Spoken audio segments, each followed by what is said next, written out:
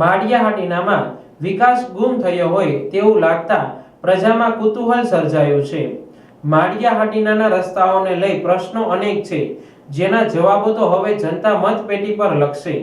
વિકસિત ભારતના અવાજ વચ્ચે માળિયાહાટીનાનું નામ ગુમ થયું છે। સૂત્રો દ્વારા જાણવા મળતી માહિતી મુજબ માળિયાહાટીનાની પ્રજા હવે મોરે મોરો દેવાના મિજાજમાં છે અને શક્યતા છે કે હિતરક્ષક સમિતિ આગામી ચૂંટણીમાં ખુલ્લેઆમ મેદાનમાં દેખાઈ શકે છે। માળિયાહાટીના રેલવે ફાટકથી ગામ તરફનો મુખ્ય રસ્તો આજે બિસ્માર હાલતમાં છે, એટલે મોટું ગામ પણ વિકાસની ઉદાસીનતા ગમે તે દિશામાં જોવા મળે છે। મુખ્ય માર્ગને લઈને લોકોમાં ભારે રોષ છે। વાહન ચાલકો કમર પકડીને આ માર્ગ ઉપરથી પસાર થાય છે। આ માર્ગ ઉપર સરકારી શાળા, હોસ્પિટલ, બસ સ્ટેન્ડ અને રેલવે સ્ટેશન આવેલા છે, તો આ અવ્યવસ્થા માટે પણ કોણ જવાબદાર છે? દરેક વરસાદ પછી રસ્તો નહીં પણ તળાવ બની જાય છે। માળિયાહાટીનામાં વિકાસ ક્યારે થશે? શાક માર્કેટ જઈ રહેલી મહિલાઓને આ રસ્તામાં ત્રાસ પડે છે। ગર્ભવતી મહિલાઓ માટે આ માર્ગ પ્રસવ પીડાનો પડાવ બની રહ્યો છે।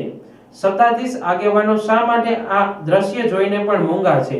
વિપક્ષના આગેવાનો કેમ મૌન છે? કાં તો ડર છે કે કાં તો સહમતિ છે? ચૂંટણી વખતે કૂદી પડતા રાજકીય કલાકારો હવે ક્યાં છે? રસ્તાની હાલત સામે કોઈને શરમ નથી।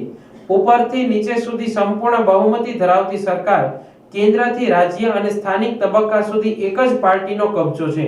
ગ્રાન્ટ, યોજના, ટેન્ડર, ફંડ માટે અવરોધ શૂન્ય, તો પછી પ્રશ્ન એ છે કે હવે રૂકાવટ ક્યાં છે? જવાબદારી હવે કોઈ બીજાની નહીં, સરકારની છે। જેમનો વિકાસનો નારો હતો તેની પાસે હવે જનતા પુરાવો માંગે છે। ચૂંટણી વખતે કરેલા વાયદા હજી ફાઇલમાં કેદ છે। યોજનાઓ ફક્ત જાહેરાત સુધી સીમિત રહી છે। વિકાસ કામો અધૂરા છે, કાં તો શરૂ જ થયા નથી। દરરોજની મુશ્કેલીનો સામનો કરતી જનતા હવે ઉગ્ર હોય છે।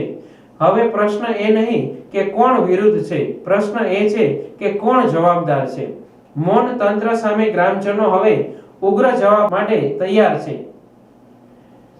મેનિફેસ્ટોની હારના હવે મફતના વચનોની જનમત નહીં મળે। ભવિષ્યમાં જનતા મતપેટીમાં જ તેમનો ઉત્તર આપશે। અહીંયાથી હવે દરેક સડકની ઉપર જનતા પોતાનું ઘોષણાપત્ર લખી રહી છે।